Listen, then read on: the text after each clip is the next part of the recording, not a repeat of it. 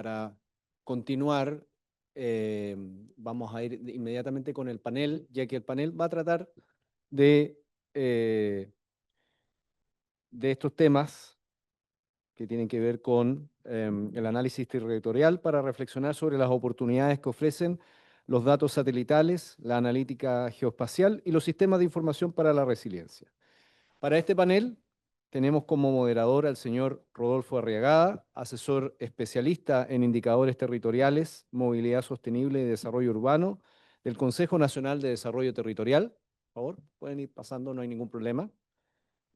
Y participarán como panelistas, bueno, el señor Jaime Ortega, director científico de Copernicus, el señor Hugo Neira, jefe del subdepartamento de Analítica Territorial, Cerneagiomín, y el señor Francisco Delgado del programa Riesgo Sísmico.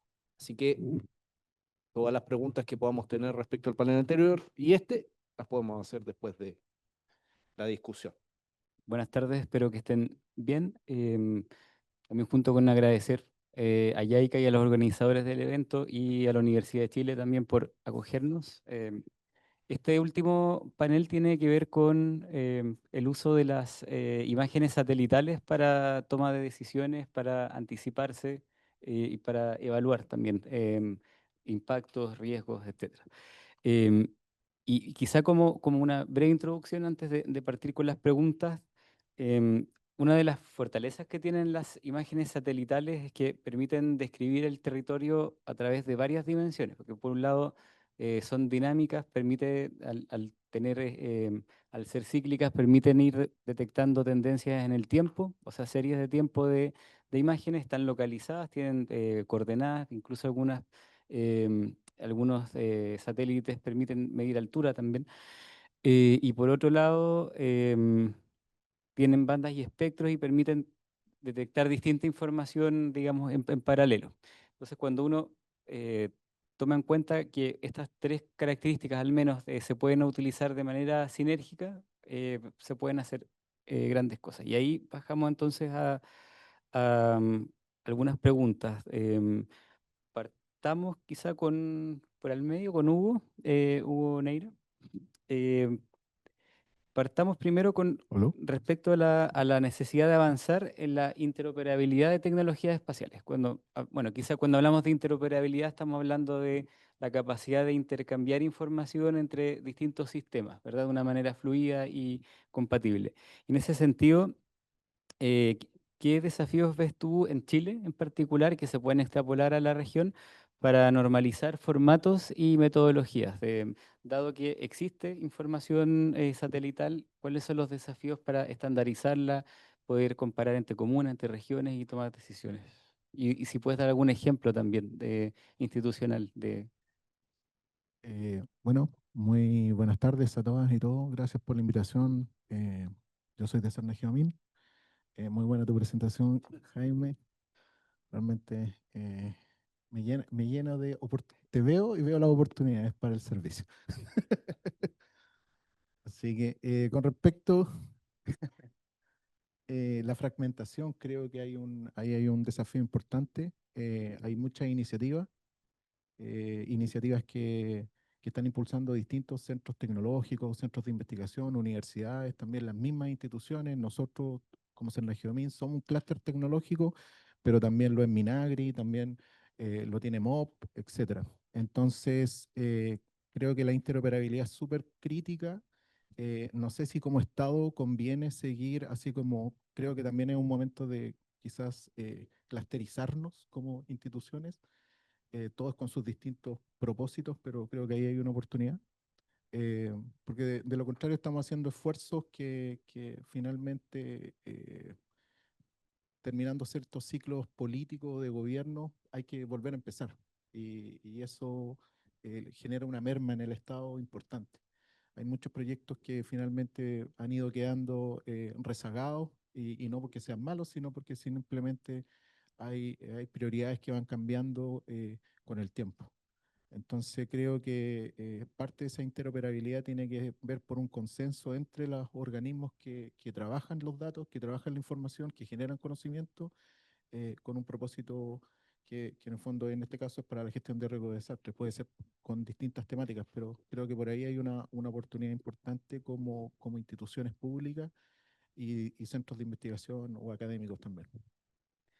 Súper. El ejemplo dejémoslo para la segunda ronda, pero ahí quizá agregaría también, y entiendo que hay online personas de toda la región de Latinoamérica y el Caribe.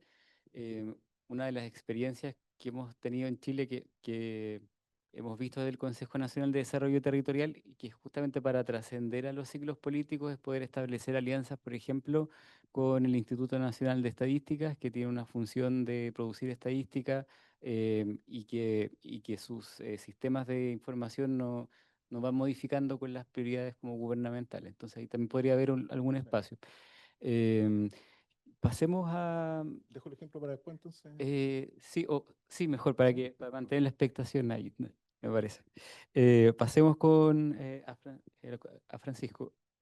Em, Francisco, respecto a, bueno, existen muchas barreras como para poder incorporar toda esta información. Hablaba el primer panel de cómo bajarlo a la ciudadanía. Ahora sí hablamos de cómo bajarlo a marcos normativos, a que sea incidente. ¿Qué barreras, bueno, principalmente técnicas, pero también institucionales, puedes identificar para integrar información satelital de manera temprana y oportuna? Bueno, buenas tardes a todos.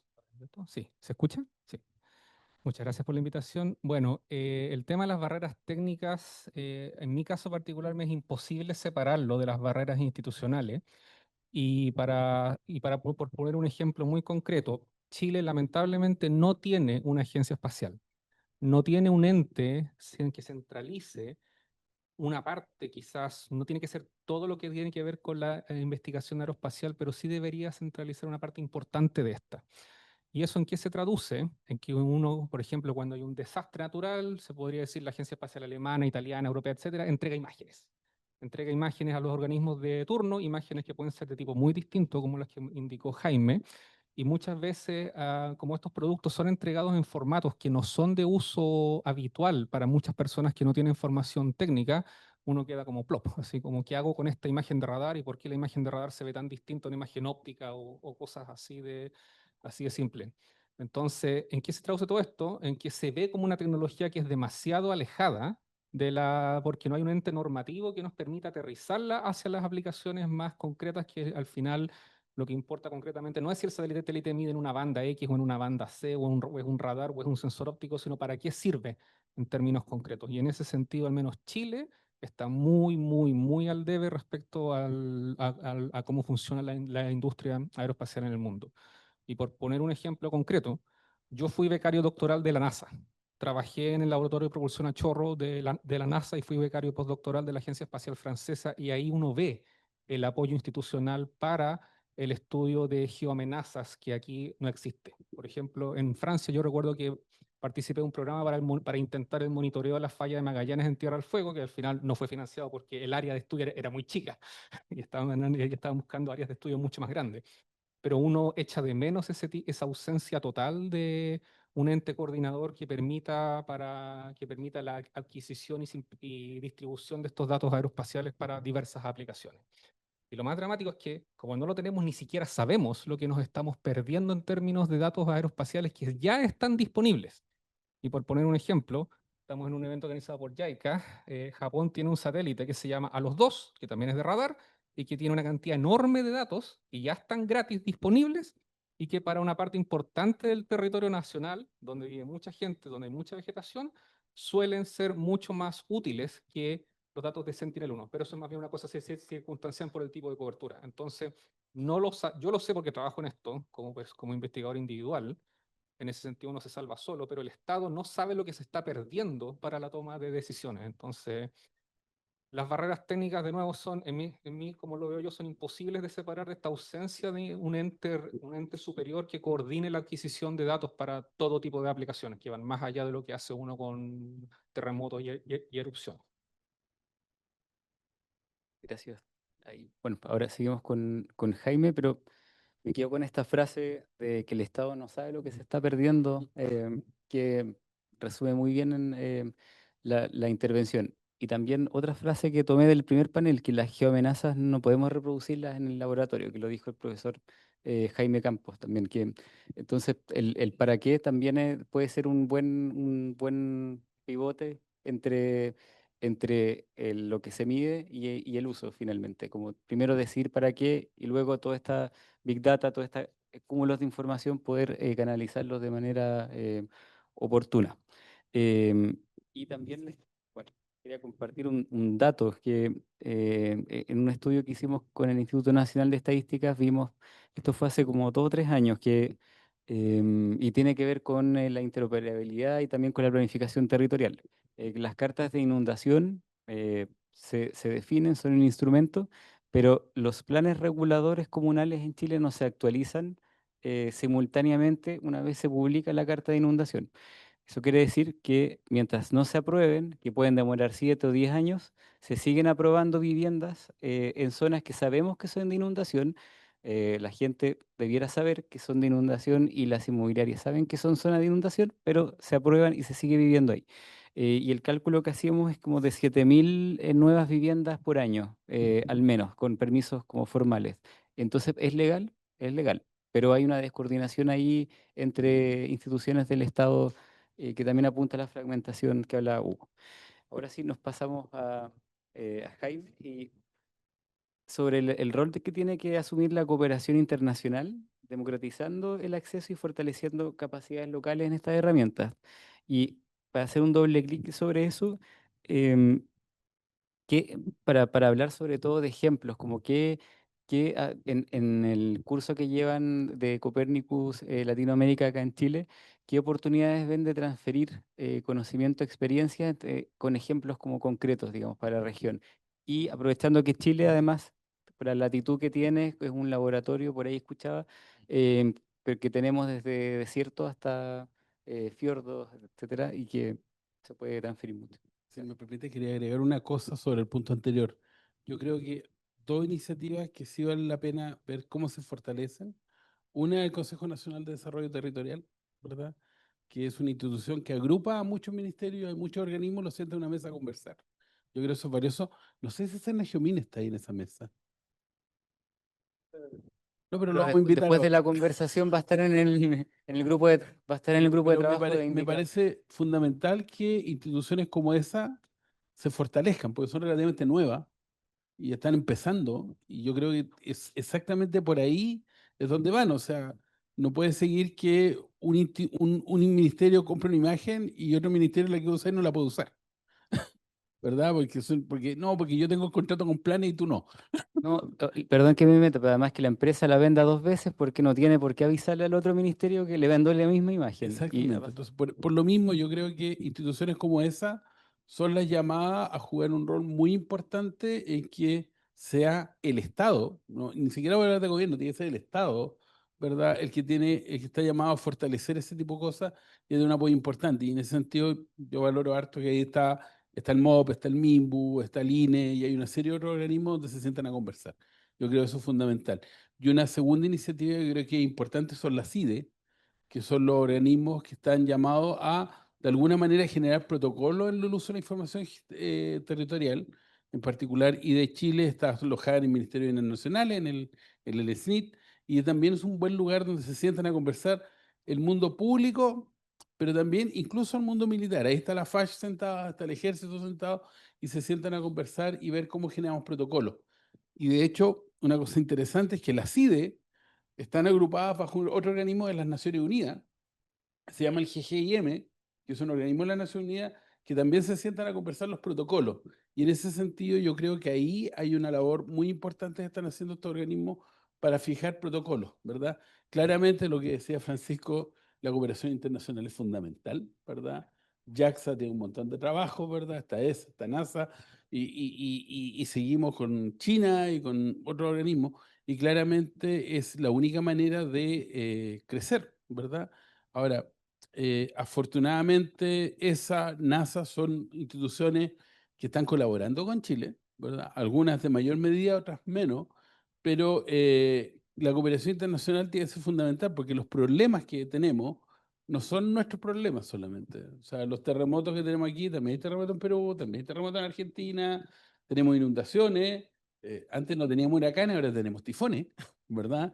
Entonces, por lo tanto, yo creo que la experiencia internacional es fundamental. Yo creo que, o sea, en particular, organismos como el de nosotros que están generando una cooperación con toda Latinoamérica y el Caribe, y ahí aprovecho escuché gente, que había gente de todos lados, así que invitados, por favor, escríbanos, conversemos y veamos cómo cooperar. Paso el anuncio, ¿ya? Es fundamental que veamos cómo podemos cooperar. Por el tema de los datos in situ, de cómo usamos los datos para calibrar, ¿verdad? Es fundamental. Y tenemos datos acá en Chile, pero no nos basta con los datos de Chile para los modelos.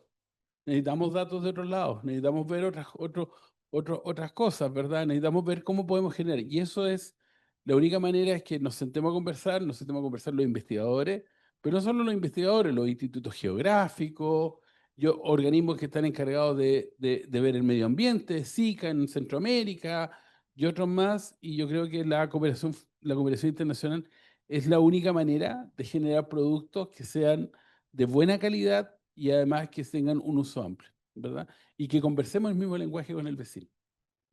Y cuando haga un mapa, ojalá ocupemos los mismos colores que el vecino, para entendernos. Que yo uso el azul para el agua, el que no ponga el verde para el agua, porque si no, y yo ocupo el verde para el bosque, no.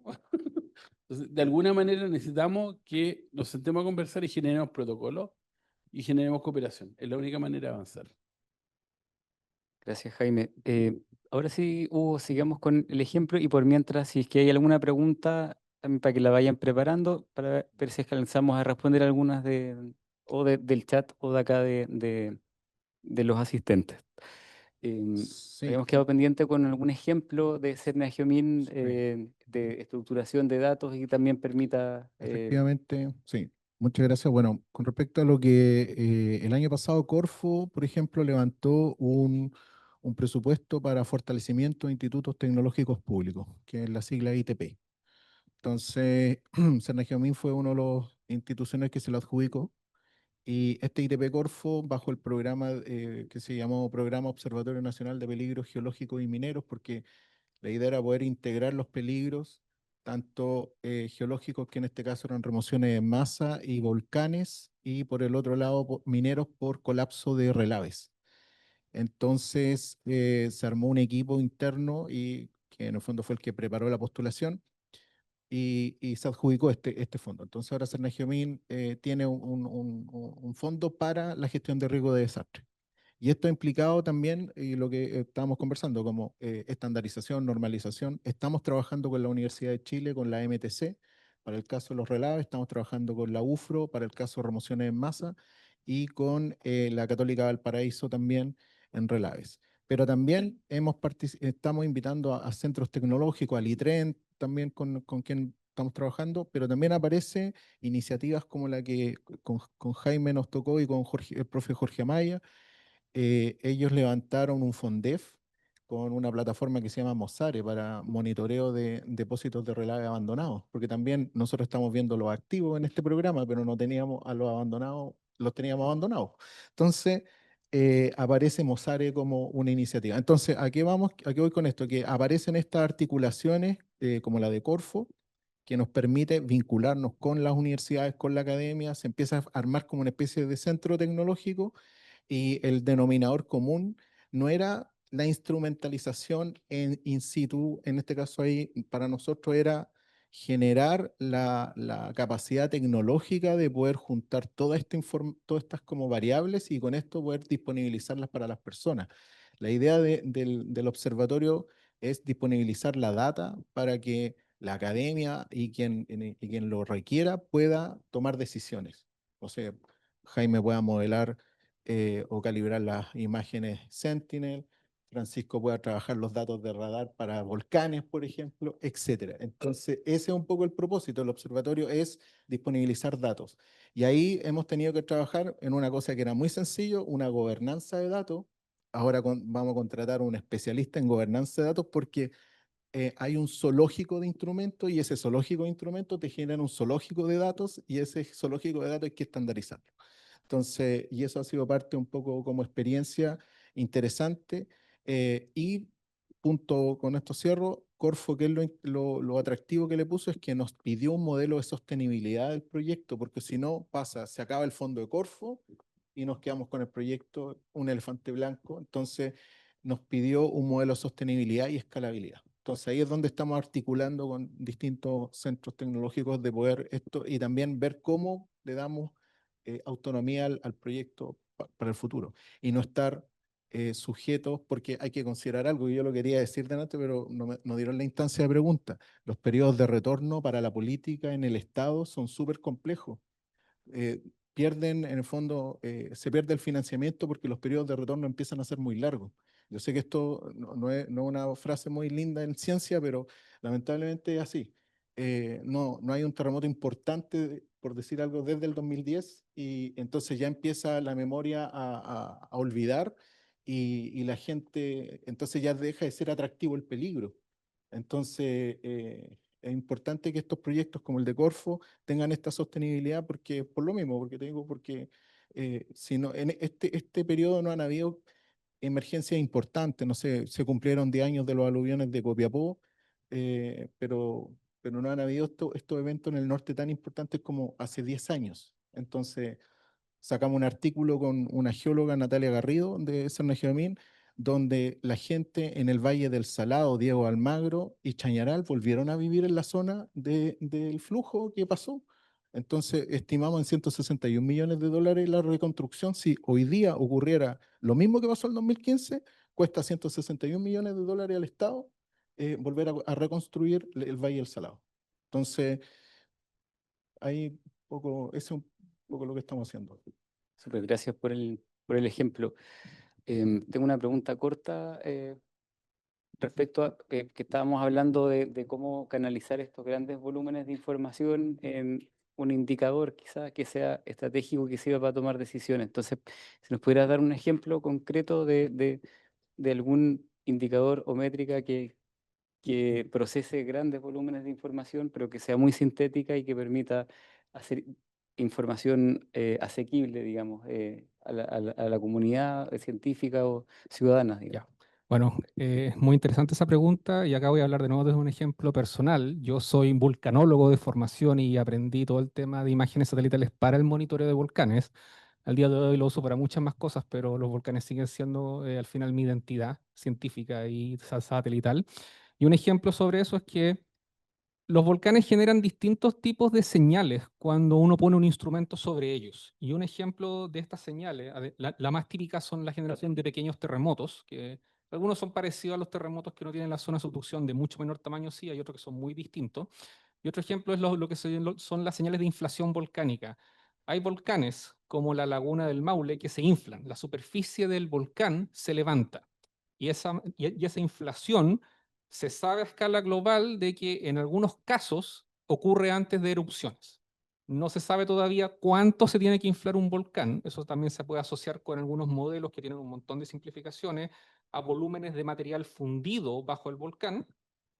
Hay gente que está trabajando en eso, incluyéndome. Entonces, un indicador que se hace es detectar, por ejemplo, qué volcanes, por ejemplo, entre Chile y Argentina, se inflan. ¿Cuánto se infla? ¿Cuánto dura esta señal de inflación? A veces puede durar años, a veces puede durar décadas, a veces puede durar meses. Se miden con distintos instrumentos, no todos satelitales, pero por ejemplo, el ejemplo que yo he trabajado mucho, que es el de la interferometría de radar, en el cual usamos estos satélites de radar que mencionaba Jaime, que envían ondas electromagnéticas, miden la distancia satélite a la superficie. Al final es una wincha de medir muy sofisticada, pero una wincha de medir a fin de cuentas. Entonces lo que vemos es qué volcanes se levantan, cada cuánto se levantan, y eventualmente con un montón de información adicional podemos hacer una inferencia de eventualmente esto en algún tiempo más podría hipotéticamente resultar en una erupción. Y eso he trabajado con gente del Observatorio Volcánico, con Loreto Córdoba de OBDAS, y hemos identificado bastantes volcanes en Chile. Bueno, y esto yo también lo hago en otros lados de la Tierra, no solo Latinoamérica, que tienen estas señales de inflación. La más conocida, que ha salido mucho en la prensa en el último tiempo, la última década, es la Laguna del Maule, que se levanta entre 25 y 28 centímetros por año, y eso fue descubierto exclusivamente con imágenes satelitales hace, creo que 15 años atrás. Perfecto, gracias Francisco. Perfecto. Tenemos una última, alcanzamos ya, una última pregunta para Jaime, que salió un tema súper interesante en el panel anterior. Bueno, también lo mencionaste algo respecto a la inteligencia artificial, ¿verdad? Del meta learning, como del aprender para aprender, pero básicamente aprendizaje. Y ahí tocaron un tema sobre qué hacer cuando no hay información, ¿verdad? Cómo la inteligencia artificial, incluso en imágenes satelitales que tienen una amplia cobertura, hay zonas donde no hay información o no está en la serie de tiempo, hay que llenar la serie de tiempo. Si puedes dar algún ejemplo de qué están haciendo en Copernicus con ese tema, cómo están ocupando la inteligencia artificial justamente para ese tema, o desafíos también, si es que Sí, no no, está aún. hay hartos desafíos. Por ejemplo, la misma construcción de estos mapas de uso y cobertura de suelo, que son clasificaciones, ¿verdad? Hay zonas que tienen una amplia nubosidad. Cuesta mucho encontrar una imagen sin nubes. Porque, no sé, imagínate que si el satélite pasara siempre a la misma hora por Valparaíso y todos los días que pasa tienen la vaguada costera. Y como pasan más o menos a la misma hora, es muy probable que si un día tiene nube, pase más o menos muchas veces y haya muy pocas nubes. Entonces, eso es un problema. Y en general hay varias cosas que se hacen. Una es mezclar radar con óptico. Eso es una cosa importante porque el radar penetra, pero no es trivial. O sea, de hecho, el mundo del radar es mucho más desconocido que el óptico para la gente que hace geomática, y es porque tiene una serie de consideraciones técnicas muy específicas, ¿verdad? Y incluso todavía tiene harto de artesanal. O sea, la gente cuando hace quiere una deformación en largo tiempo, igual hay que ir mirando interferograma por interferograma. O sea, salto cada vez la comparación entre dos imágenes, vas quitando, y esta no me sirve, y esta la coherencia, y esta no sé qué, no sé cuánto. Entonces tiene mucho de todavía de artesano, del trabajo de artesano, de un buen artesano, ¿verdad? Y eso hace que no sea tan automatizado. Entonces yo creo que ahí hay desafíos científicos en eso, en cómo hacer ese tipo de cosas, cómo mezclar. Y por supuesto, hay el tema de los datos, siempre es el dolor de cabeza, y en eso, afortunadamente, la inteligencia artificial va avanzando, y como decía, este tipo de técnicas están ahora que vienen un poco del mundo del procesamiento de lenguaje natural. Y aquí cuento un ejemplo que siempre me contaba Valentín, que es el que sabe de esto. Me decía, mira, ¿qué es lo que es el metalearning? Mi mamá va todos los días con la toalla. Después aprendió el algoritmo que va al baño, porque va en la mañana y con la toalla no le queda otra cosa que ir al baño porque se va a bañar. Entonces, de alguna manera, del contexto, los algoritmos comienzan a aprender. Y ahí hay un desarrollo muy interesante que se está dando, y eso va de la mano con la gran capacidad de cómputo que están teniendo los computadores. Entonces yo creo que el crecimiento de la capacidad computacional es la que está ayudando a que los algoritmos sean capaces de procesar millones de datos. Hace poco estaba hablando con la gente que trabaja en el laboratorio y me decía, mira, estamos con 10 millones de datos, pero es re poco. O sea, no me da para hacer los mapas. ¿Cuánto necesitáis? No, necesito como 10 veces eso. Entonces, ya, ¿en qué máquina metemos eso ahora? Porque tenemos 100 millones de datos. Entonces, hay una cosa que es constante y que afortunadamente hay varios desafíos, que es manejar grandes volúmenes de datos. El uso de la GPU está creciendo. La gente antes procesaba en el CPU, ahora procesa en GPU. Yo creo que hay muchos desafíos científicos en ese sentido, y eso es muy bueno. Muy bueno, porque hay mucha gente interesada, y en particular en la mezcla, fusión de distintos sensores, cómo toman la imagen del dron con la satelital, con el dato terreno. Hay mucho camino que se está haciendo. Nosotros estamos haciendo algunas cosas, pero en general yo creo que hay harto desafío científico. Lo bueno es que hay mucha gente haciéndolo también. Y hay muy buenos científicos aquí y afuera. Gracias, Jaime. Y además con la incertidumbre del cambio climático, que eso es un seminario aparte. ¿Hay alguna consulta, no sé si online o acá, online? Perfecto. Dice Carlos Rivera, buenos días, un saludo al expositor y a los panelistas. Mi pregunta, si se podría coordinar la articulación para el uso de imágenes Copérnico. Esto es para la oficina de Perú. Él es especialista de la Oficina de Acondicionamiento Territorial del Gobierno Regional del Callao, Perú. Me imagino que... Encantado. De hecho, hace poco estábamos hablando con una persona del Instituto Geográfico del Perú. Por supuesto, o sea, primero que nada, las imágenes de Copérnico, repito, son abiertas y gratuitas, cualquiera las puede usar. Lo que vamos a hacer nosotros es vamos a ser unos facilitadores para que gente la use, ¿ya? Ahora, eventualmente si tienen cualquier necesidad o cualquier cosa, o queremos generar convenios para compartir información o eso, encantado. Mi mail estaba en la presentación, después no sé si los van a compartir las presentaciones, pero encantado y por supuesto la disponibilidad completa. La política de la Unión Europea, al menos en todo lo que tiene que ver con Copérnico, es que todo sea abierto y gratuito, sin letras chicas. ¿En la sala? ¿Alguna pregunta? Sí.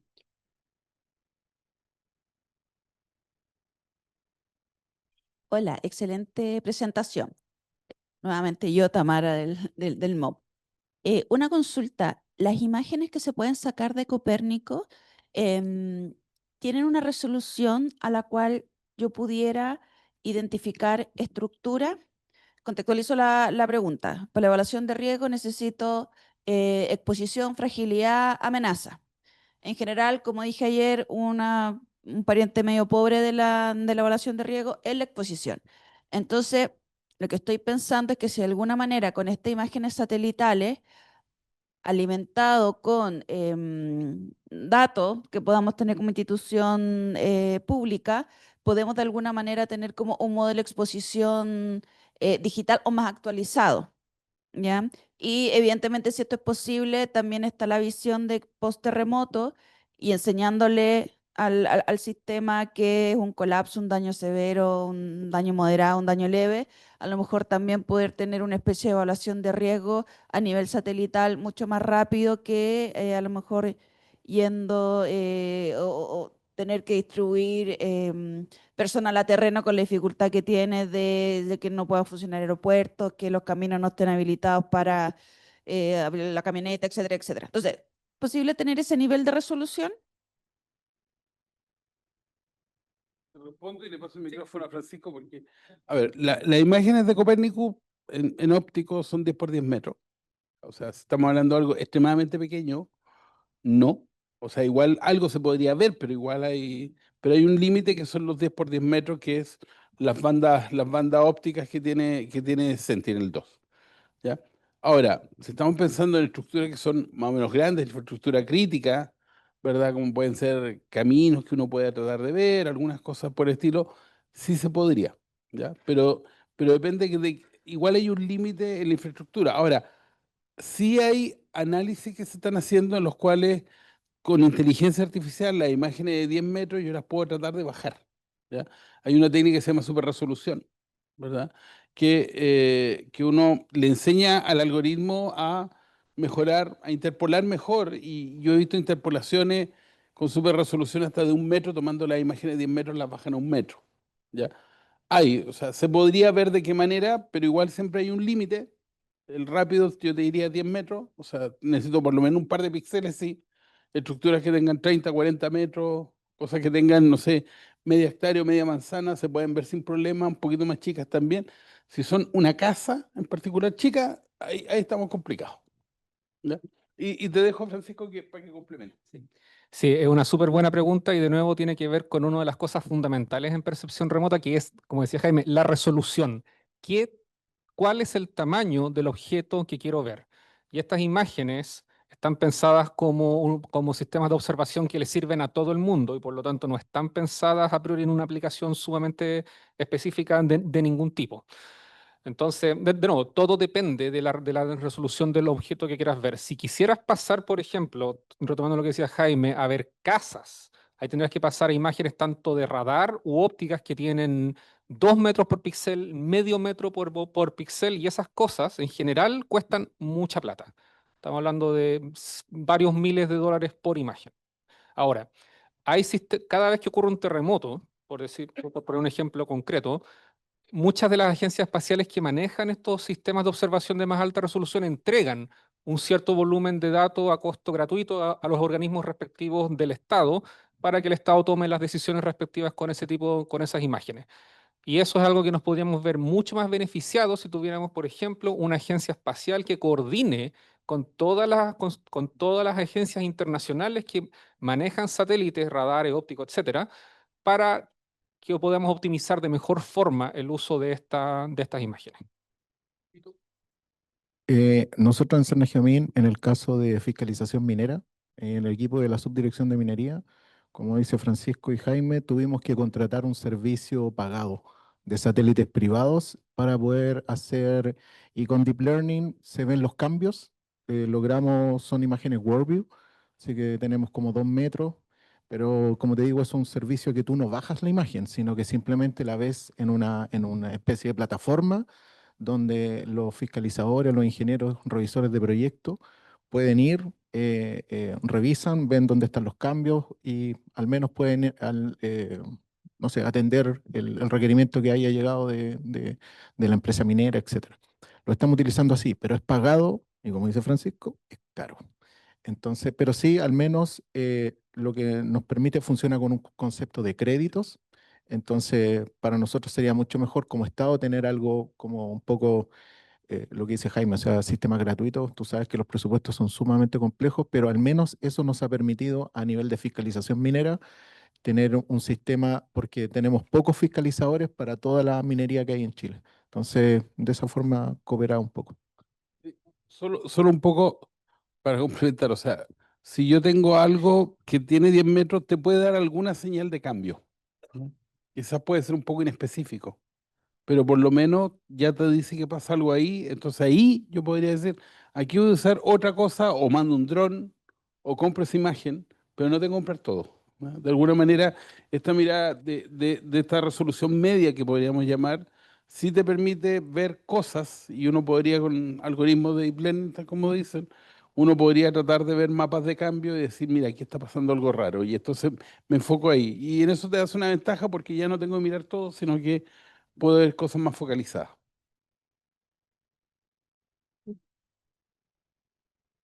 Bueno, yo creo que nos quedaríamos harto rato más conversando acá y quedaron varias preguntas. De hecho, tengo el teléfono de los tres, seguiremos hablando después. Pero hay que ir cerrando esta ronda, este panel.